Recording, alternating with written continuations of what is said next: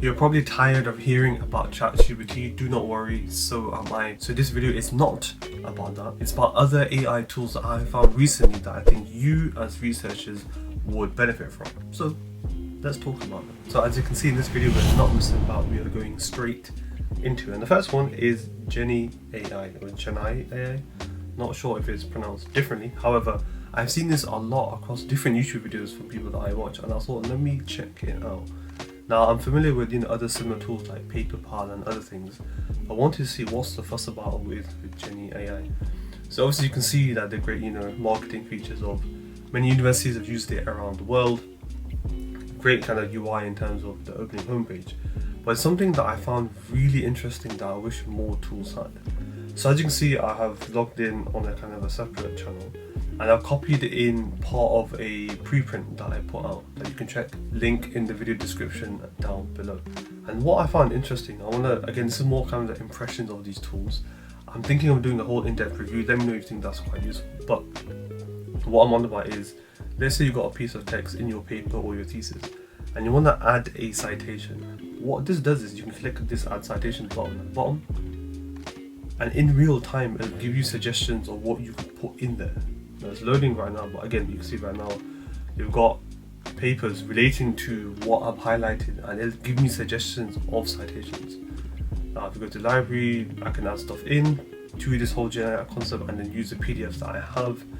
It's going onto websites. Again, I'm just checking this out in real time just to show you that Genie AI has got some skills, and I want to be checking out in further detail, but I definitely urge you guys just to explore. This is free as well, this version that I'm using right now. Obviously you can upgrade, it has more things, that's up to you to decide. Now going back to the homepage, you can see here the capability that Genie AI has. Now as a variation, if you're writing thesis or paper, I think this would be a useful thing to use. Again, there are many similar tools out there. I'm not biased on being sponsored or paid by Genie AI or other tools, but I do think it's very important to look at other things, not just ChatGPT or Elicit or other aspects. So Genie AI is the first one, and I think what I really like in terms of the one feature is that citation. And the other thing that I think is quite useful is Chat PDF. Now when I was looking at Chat PDF, I realized on the top, as you can see here, which I'm highlighting right now, there is a combination between Genie AI and Chat PDF. Again, really good use of the ChatGPT name. But again, you basically say it's ChatGPT but for your PDF. You can drop in a PDF here, and you can do all sorts of number of things with your PDF. So I think having that combo is quite a unique selling point. I probably think if you were to get the paid version of Genie AI, you probably get more Chat PDF features. So, but I do think that citation thing is a unique addition that makes Genie AI quite useful. But moving on. Now the next one is consensus. So I actually came across consensus in a YouTube video a while ago. I can't remember which one, which is annoying. But if I now was to type in something that I did a while ago, so for example, latest immunotherapy asthma. Straight away, what I like about consensus is this UI, its user interface. It looks really aesthetically pleasing. It looks quite nice to look at, and if you were to use this for a couple of hours on end, I don't think it would be too bothered. The text, the fonts, color schemes, and I know that's not what you use a tool for, but again, like I did with Genie AI, one unique kind of selling point or interest that I found with consensus is this notion of synthesize. So it's found all of these papers. Again, it can let you know if it's highly cited or if it's an observational study. Again, similar to what Elicit did in a previous video. Again, link in the video description down below. But if I click here, it uses AI tools to synthesize and collate things. Again, similar to Elicit there. So if I also click on it, so it's done it already. But you can see here, it's now summarized those 10 papers in that paragraph over there. So again, a really useful hack if you just want to give it a prompt or a query within your research, get it to find some interesting papers. Again, you can have like a study snapshot. Again, it's not unique to this particular tool. There are others out there, but I wanted to show you the other options in case you were not aware. And there might be unique bits in this that you prefer over others.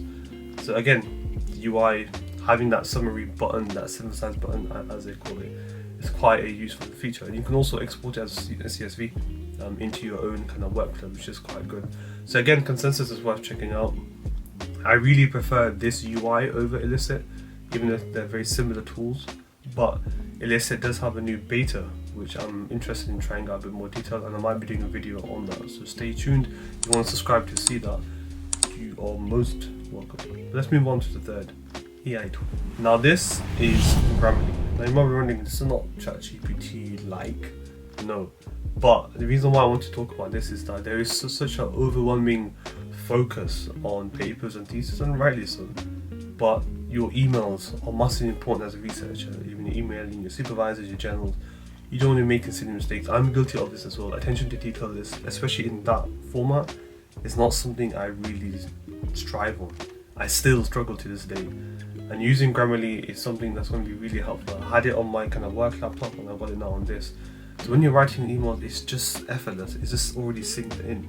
And even when you're writing on other platforms or online, or even in the Google Doc, you can have something like Grammarly in place. So already across everything that you use, whether it's email, whether it's documents like Google Doc or Word, you can have Grammarly integrated.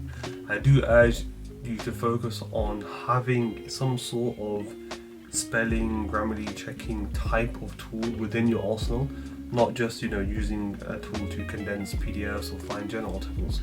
So Grammarly is something I would urge you to look at. The free version is quite expensive, and my writer friends who are like away from research, a lot of them actually use Grammarly to just make sure they're not making silly errors or silly mistakes. And you have to remember, if you're writing a thesis, which is nearly 40, 50, sometimes 80 to 90,000 words depending on your field of study, you want to remove that time that it takes you for proofreading, when you can have Grammarly to help. So I want to give a big shout out to these kind of spell checking AI tools, not just the journal articles and stuff like that, because grammar is all as important as finding the next journal article. So Jenny AI, Consensus, and Grammarly are actual things I urge you to check out, not just ChatGPT. So sometimes it's quite easy to get caught up in all the hype of the latest trends or AI tools.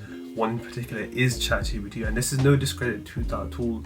I use it quite a lot myself, but I just wanted to highlight or remind you of other tools that are out there that might be of value for you as a researcher, especially in different remits. So the links to them are down below. Again, no affiliate, I just want to try and help you. But on the note of ChatGPT, if you're curious to see if it can actually write a research paper, spoiler alert, it can't. I actually give the breakdown as to why and how you should actually use it if you are a researcher. That video is over here. I shall stop talking. I'll let you watch that. Thank you for watching, and I'll see you in the next one.